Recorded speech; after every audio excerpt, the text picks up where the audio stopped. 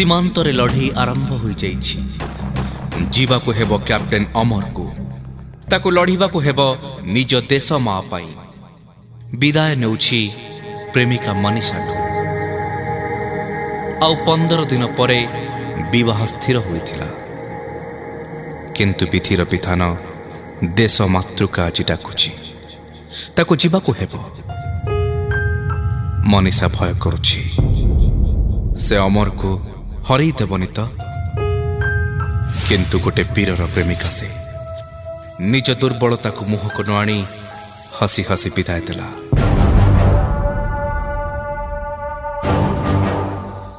ଶତ୍ରୁମାନେ ଘେରେଇ ଯାଇଛନ୍ତି। ଅମର ବୀର ପରି ଲଢ଼ୁଛି। ଶେଷରେ ନିଜ ଦେଶ ପାଇଁ ଅମର ବୀରଗତି ପ୍ରାପ୍ତ ହେଉଛି। ଈଶ୍ୱରଙ୍କ ଦୂତମାନେ ଆସୁଛନ୍ତି ଅମରକୁ ନେବାକୁ। ଅମର ଈଶ୍ୱରଙ୍କୁ ବିକଳ ହୋଇ ପ୍ରାର୍ଥନା କରୁଛି, ହେ ଈଶ୍ୱର, ମୋତେ ଗୋଟିଏ ଦିନର ଜୀବନ ଦିଅ। ମୁଁ ମୋ ମନୀଷାକୁ ଶେଷ ଥର ପାଇଁ ଦେଖିବାକୁ ଚାହେଁ। ତାକୁ ବସ୍ଥରଟିଏ ବଧୂ ବେଶରେ ଦେଖିବାକୁ ଚାହେଁ। ଏ ଜୀବନଟା ତ ଦେଶ ମା ପାଇଁ ଦେଇଦେଲି। ବାସ୍ ଗୋଟେ ଦିନ ମୋ ପ୍ରେମିକା ପାଇଁ, ମୋ ପତ୍ନୀ ପାଇଁ।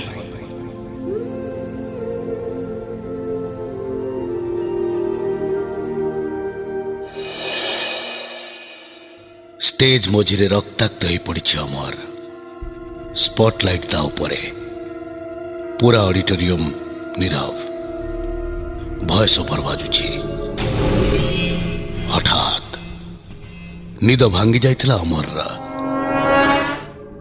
ସେହି ସ୍ୱପ୍ନ, ପିଲାଟି ଦିନରୁ ସେହି ସ୍ୱପ୍ନ। ପ୍ରଥମେ ସେ କାହାର ବି ଚେହେରା ଚିହ୍ନି ପାରୁନଥିଲା। କିନ୍ତୁ ଯେବେ ବଡ଼ ହେଲା ସେ ପରିଷ୍କାର ଜାଣିପାରିଲା, ସ୍ୱପ୍ନରେ ହେଉଥିବା ଡ୍ରାମାର ନାୟକଟି ଅମର, ମାନେ ସେ ନିଜେ। କିନ୍ତୁ ନାୟିକା ମନୀଷା, ତାକୁ ସେ କେବେ ବି ଦେଖିନି ତା ଜୀବନରେ। ଅମର ଦାସ, ବୟସ 22, ଜଣେ ମଞ୍ଚ କଳାକାର। ଗୋଟେ କଳାକାରର ସ୍ୱପ୍ନରେ ଡ୍ରାମା ଏକ ସ୍ୱାଭାବିକ ଘଟଣା। ସେହି ନିର୍ଦ୍ଦିଷ୍ଟ ନାଟକ ଆଉ ସେହି ସମାନ ଦୃଶ୍ୟରେ ତା ନିଦ ଭାଙ୍ଗିଯିବା। ଭଏସ୍ ଓଭର ସରିବା ପରେ କ'ଣ ହେଉଛି? ଏହା ନାଟକର ଶେଷ ଦୃଶ୍ୟ ଥିଲା ତ? ଯଦି ଏହା ଶେଷ ଦୃଶ୍ୟ, ତେବେ କାହିଁକି ଦର୍ଶକଙ୍କ କରତାଳି ଶବ୍ଦ ଶୁଭୁନି? ଏମିତି ଅନେକ ଗୁଡ଼ିଏ ପ୍ରଶ୍ନ ଉଙ୍କି ମାରୁଥାଏ ଅମର ମନରେ।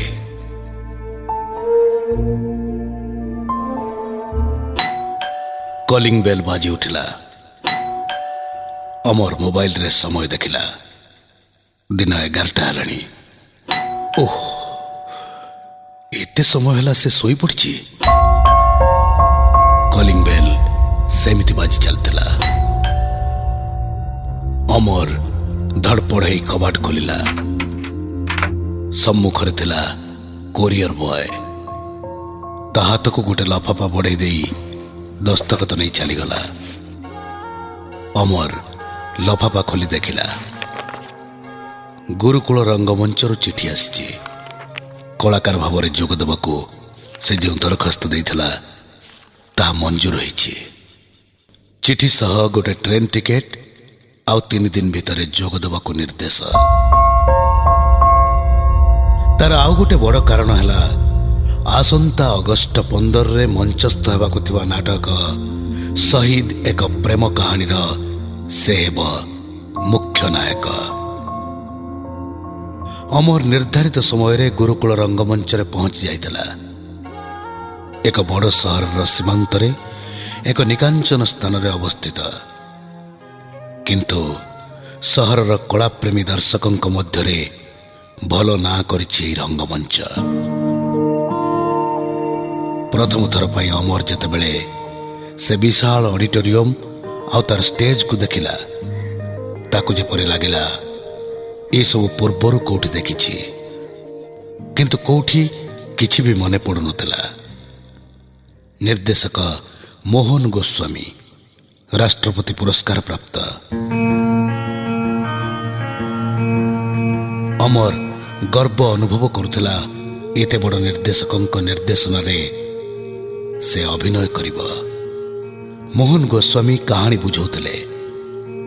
ନାୟକ ଆର୍ମି ଅଫିସର ଟ୍ରେନିଂ ସମୟରେ ଛୁଟିରେ ଆସିଥିଲା ବେଳେ ଗୋଟେ ଝିଅକୁ ଦେଖିଛି। ପ୍ରଥମ ଦେଖାରେ ପ୍ରେମ ହୋଇଯାଇଛି, କିନ୍ତୁ ନାୟକ ଜାଣିନି ପ୍ରେମ ନିବେଦନ କରି ଗୋଟେ ଝିଅର ହୃଦୟ ଜିତିବା ଯୁଦ୍ଧଠୁ ବି ଅଧିକ କଠିନ କାମ। କିନ୍ତୁ ସେ ସଫଳ ହୋଇଛି। ଦୁହିଁଙ୍କ ବିବାହ ସ୍ଥିର ହୋଇଛି।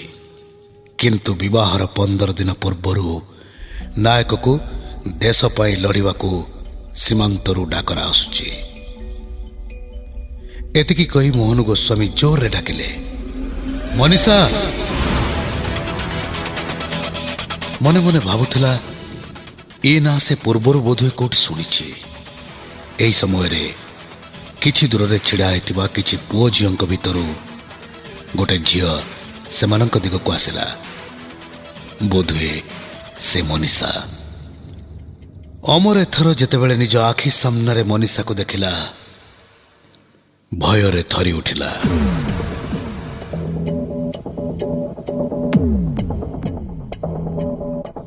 ସେ ଦେଖୁଥିଲା ପିଲାଟି ଦିନରୁ ତା ସ୍ୱପ୍ନରେ ଦେଖି ଆସୁଥିବା ମନୀଷା ତା ଆଖି ସାମ୍ନାରେ ଜୀବନ୍ତ। ଅମରର ସବୁ ମନେ ପଡ଼ିଗଲା। ହଁ, ସେ ତା ସ୍ୱପ୍ନରେ ଦେଖି ଆସୁଥିବା ଅଡିଟୋରିୟମ, ତା ସ୍ୱପ୍ନରେ ଦେଖି ଆସୁଥିବା ଷ୍ଟେଜ, ଏହି ଗୁରୁକୁଳ ରଙ୍ଗମଞ୍ଚ, ଆଉ ସେ ନାୟିକା ଏହି ମନୀଷା।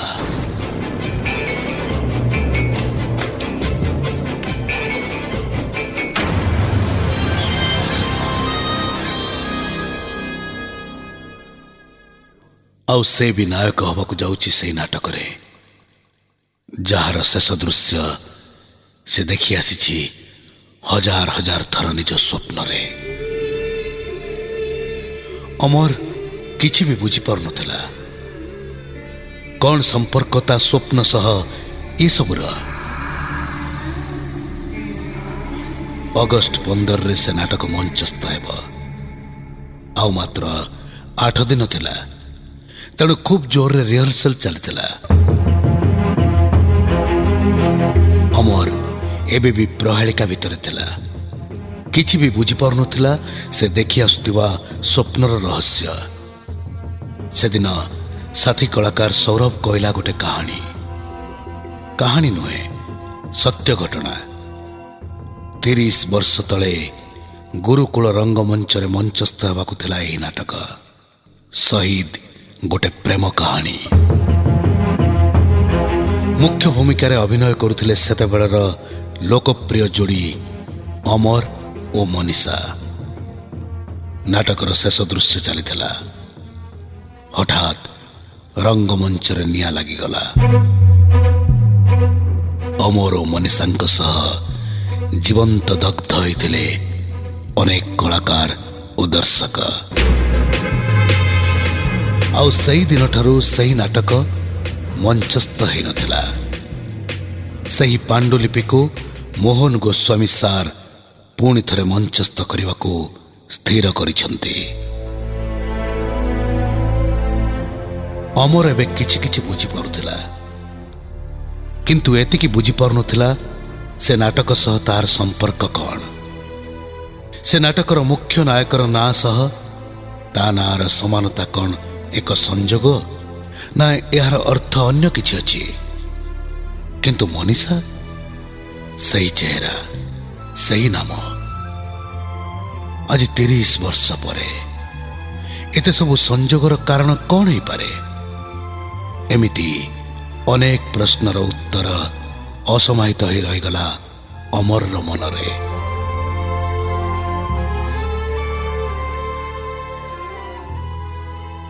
ଶେଷରେ ଆସିଲା ଅଗଷ୍ଟ 15। ସନ୍ଧ୍ୟାରେ ମଞ୍ଚସ୍ଥ ହେବ ଗୁରୁକୁଳ ରଙ୍ଗମଞ୍ଚରେ ନାଟକ। ଦିନ 11ଟାରେ ଚାଲିଥିଲା ଫାଇନାଲ ଷ୍ଟେଜ ରିହର୍ସାଲ।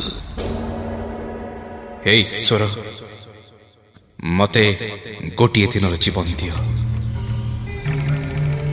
ମୁଁ ମୋ ମନୀଷାକୁ ଶେଷ ଥର ପାଇଁ ଦେଖିବାକୁ ଚାହେଁ। ତାକୁ ବସ୍ଥରଟିଏ ବଧୂ ବେଶରେ ଦେଖିବାକୁ ଚାହେଁ। ଏ ଜୀବନଟା ତ ଦେଶ ମା ପାଇଁ ଦେଇଦେଲି, ବାସ୍ ଗୋଟେ ଦିନ ମୋ ପ୍ରେମିକା ପାଇଁ, ମୋ ପତ୍ନୀ ପାଇଁ।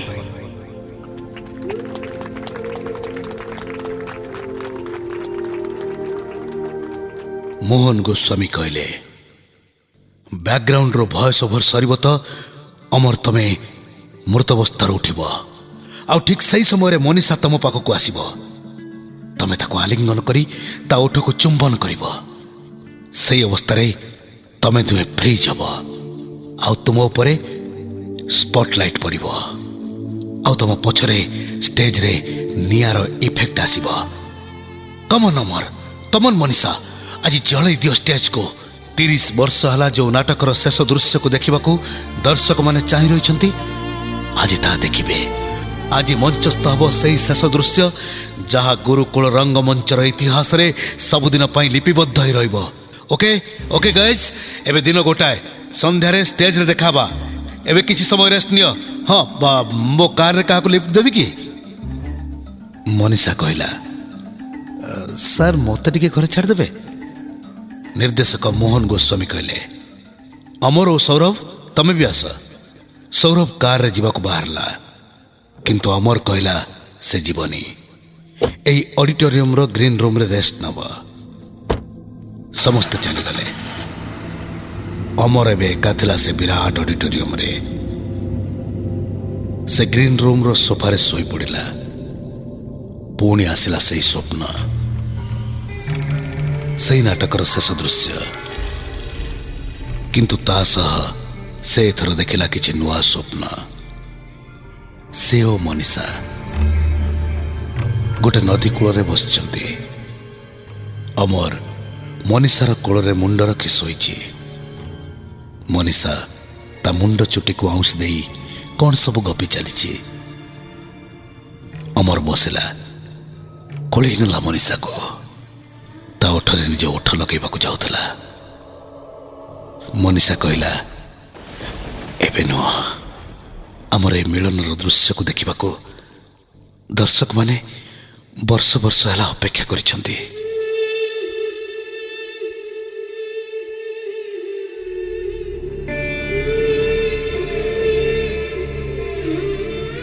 ଅମର, ଅମର। ସୌରଭର ଡାକରେ ନିଦ ଭାଙ୍ଗି ଯାଇଥିଲା ଅମରର।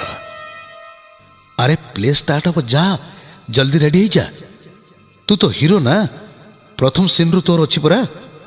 ଅମର ଚମକି ପଡ଼ି ଘଣ୍ଟା ଦେଖିଲା। ଏବେ ତ 4ଟା ବାଜିଛି। ସୌରଭ କହିଲା, ଆରେ ଡ୍ରାମା ଟାଇମିଂ ଚେଞ୍ଜ ହେଇଛି। ଏବେ 7ଟା ସ୍ଥାନରେ ସନ୍ଧ୍ୟା 5ଟାରେ ହେବ। ବ୍ୟସ୍ତ ହନା, ଆହୁରି ଘଣ୍ଟାଏ ଅଛି, ତୁ ରେଡି ହେଇଯା। ଅମର ଦେଖିଲା ସୌରଭର ପୋଷାକରେ ରକ୍ତ ଲାଗିଛି, ଦେହ ହାତ ଖଣ୍ଡିଆ ହେଇଛି। ସେ ଆଶ୍ଚର୍ଯ୍ୟ ହୋଇ ଯେତେବେଳେ ପଚାରିଲା, ସୌରଭ କହିଲା, ଗୋଟେ ଛୋଟିଆ ଆକ୍ସିଡେଣ୍ଟ ହେଇଯାଇଛି। ନିର୍ଦ୍ଧାରିତ ସମୟରେ ନାଟକ ଆରମ୍ଭ ହେଲା। ପୁରା ଅଡିଟୋରିୟମ ହାଉସଫୁଲ୍ ଥିଲା।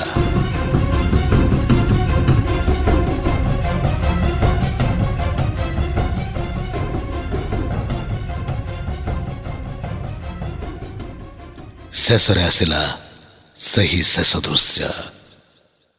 ବ୍ୟାକଗ୍ରାଉଣ୍ଡରୁ ଭାସି ଆସିଲା ଭଏସ୍ ଓଭର। ମନୀଷା ଭୟ କରୁଛି, ସେ ଅମରକୁ ହରେଇ ଦେବନି ତ। କିନ୍ତୁ ଗୋଟେ ବୀରର ପ୍ରେମିକା ସେ।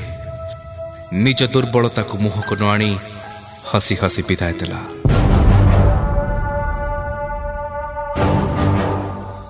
ଶତ୍ରୁମାନେ ଘେରେଇ ଯାଇଛନ୍ତି। ଅମର ବୀର ପରି ଲଢୁଛି।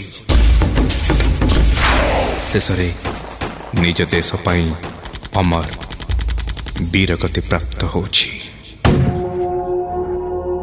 ईश्वरଙ୍କ दूतମାନେ ଆସୁଛନ୍ତି ଅମରକୁ ନେବାକୁ।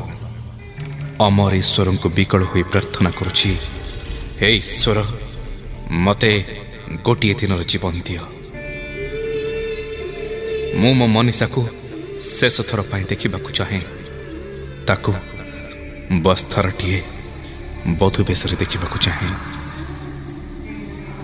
ଏ ଜୀବନଟା ତ ଦେଶ ମା ପାଇଁ ଦେଇଦେଲି, ବାସ୍ ଗୋଟେ ଦିନ ମୋ ପ୍ରେମିକା ପାଇଁ, ମୋ ପତ୍ନୀ ପାଇଁ।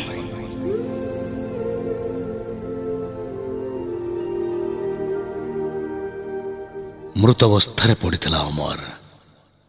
ଷ୍ଟେଜକୁ ଆସିଲା ମନୀଷା। ଅମର ଉଠିଲା ଆଉ ମନୀଷା ପାଖକୁ ଗଲା। ମନୀଷା ତାକୁ ଭାବ ବିହୋଳ ହୋଇ ଆଲିଙ୍ଗନ କଲା। ତା ଓଠରେ ଓଠ ଲଗାଇ ଚୁମି ଚାଲିଲା। କିଛି ସମୟ ପାଇଁ ଅମର ସବୁ ଭୁଲିଗଲା। ସାରା ଅଡିଟୋରିୟମ ତାଳିର ଶବ୍ଦରେ ଫାଟି ପଡୁଥିଲା।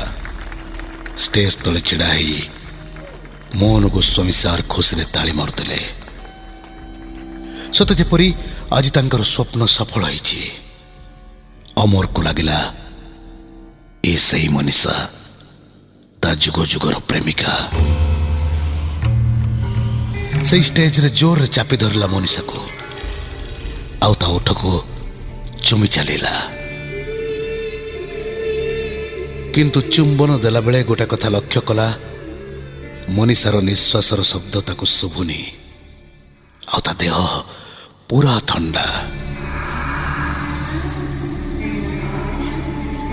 ଅମର ତା ଆଖିକୁ ଯେତେବେଳେ ଦେଖିଲା, ମନୀଷା କହିଲା, ଅମର, ଇଏ ସେ ଡ୍ରାମାର ଶେଷ ଦୃଶ୍ୟ ନୁହଁ, ଇଏ ହେଉଛି ଆମ ପ୍ରେମର ମିଳନର ଦୃଶ୍ୟ, ଯାହାକୁ ଦର୍ଶକମାନେ ଯୁଗ ଯୁଗରୁ ଅପେକ୍ଷା କରିଥିଲେ ଦେଖିବାକୁ।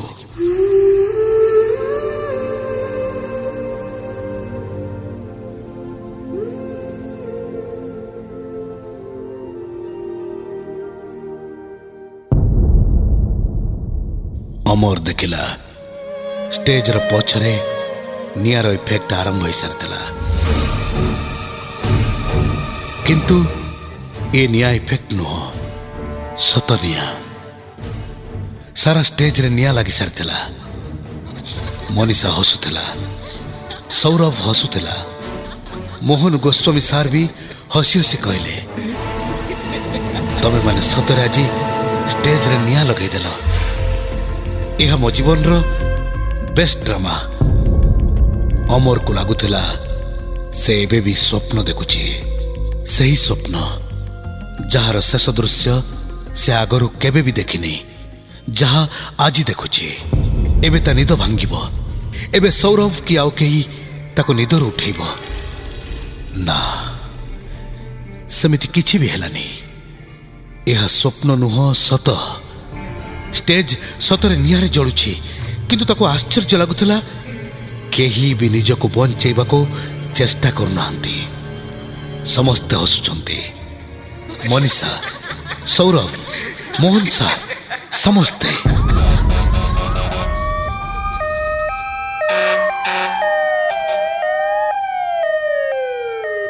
ଅମରର ହୋସ୍ ଆସିଲା ବେଳକୁ ସେ ହସ୍ପିଟାଲର ବେଡ୍ରେ ଥିଲା। ତା ହାତ ଓ ପାଦ ନିଆଁରେ ଜଳି ଯାଇଥିଲା। ଡକ୍ଟର ତାକୁ କହିଲେ, ଆପଣ ଏକା ସେ ଅଡିଟୋରିୟମରେ କ'ଣ କରୁଥିଲେ? ଥ୍ୟାଙ୍କ ଗଡ୍, ଆପଣ ନୂଆ ଜୀବନ ପାଇଛନ୍ତି। ପୁରା ଗୁରୁକୁଳ ରଙ୍ଗମଞ୍ଚ ନିଆଁରେ ପାଉଁଶ ହୋଇଯାଇଛି।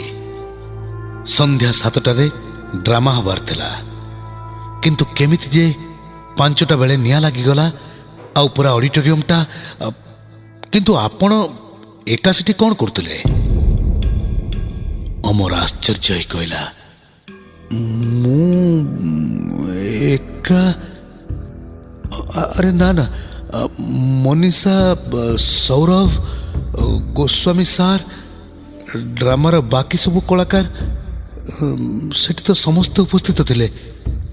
ପୁରା ଅଡିଟୋରିୟମ ଦର୍ଶକଙ୍କ ଭିଡ଼ରେ ଭୁଲ ଥିଲା। ଡକ୍ଟର ଯେମିତି କିଛି ଅଦ୍ଭୁତ କଥା ଶୁଣିଦେଲେ, ସେମିତି ମୁଖଭଙ୍ଗୀ କରି କହିଲେ, କ'ଣ ହେଲା? ଗୋସ୍ୱାମୀ ସାର୍, ମନୀଷା ଆଉ ସୌରଭ, ଆରେ ସେମାନଙ୍କର ତ ଆଜି ଦିନ 3ଟାରେ ଆକ୍ସିଡେଣ୍ଟ ହେଇ ମୃତ୍ୟୁ ହୋଇସାରିଛି। ଗୋସ୍ୱାମୀ ବାବୁଙ୍କ କାର୍ ଗୋଟେ ଟ୍ରକ୍ ସହ ଆକ୍ସିଡେଣ୍ଟ ହେଲା। ସ୍ପଟରେ 3 ଜଣଙ୍କର ଡେଥ୍ ହେଇଗଲା। 3 ଜଣଙ୍କର ଶବ ପୋଷ୍ଟମର୍ଟମ ହେବାକୁ ଆମ ହସ୍ପିଟାଲକୁ ଆସିଛି। ଅମର ସେହିଦିନଠାରୁ ଆଉ ସେ ସ୍ୱପ୍ନ ଦେଖିନି। ବୋଧହୁଏ ନାଟକର ଶେଷ ଦୃଶ୍ୟ ମଞ୍ଚସ୍ଥ ହେଇସାରିଥିଲା।